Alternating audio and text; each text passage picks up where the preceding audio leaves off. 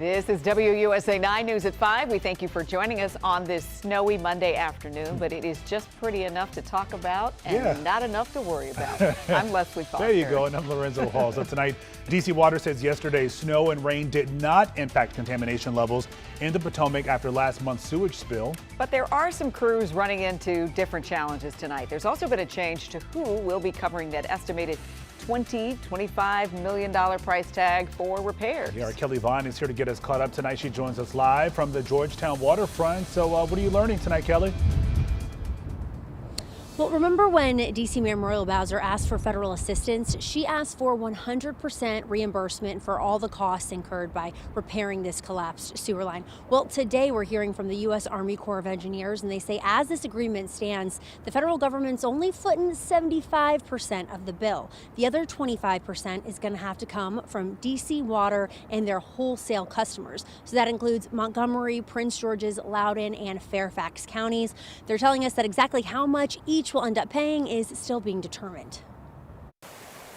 How the cost will be borne and allocated is still being worked out. Sherry Lewis with D.C. Water says despite the snow and storm runoff, Monday marks 15 days without any sewage overflow in the Potomac, thanks in part to stormwater mitigation work done by the U.S. Army Corps of Engineers, who joined repair efforts as part of the federal disaster assistance. We've been involved for like the last 72 hours, and we're going to stay here until it's complete. Repair efforts are facing new challenges with the excavation of a 30-foot rock dam they've run into.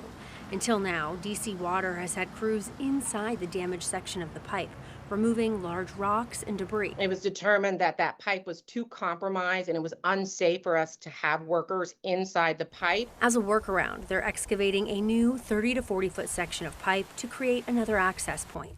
Lewis says the work they're doing is complex and takes time. We've had to go as far as Florida and Texas and Michigan to bring the types of pumps and equipment we need here on site. D.C. Water CEO David Gaddis shared photos of the work underway during a meeting with the Metropolitan Washington Council of Governments. He says in addition to the immediate repairs, they plan on investing more than $600 million into the Potomac Interceptor over the next 10 years. Now, we did reach out to Mayor Bowser to ask her about how she feels about the government only paying for 75%, not that 100% of the cost that she had anticipated. She said she does not have a comment for us at this time, though I did speak with another district official who tells me that they plan to keep pushing so that no costs are passed on to Washingtonians. Now, D.C. Water says this hurdle they're facing with the rock dam shouldn't extend the timeline for repairs. They still say they hope to have the flow restored by mid-March.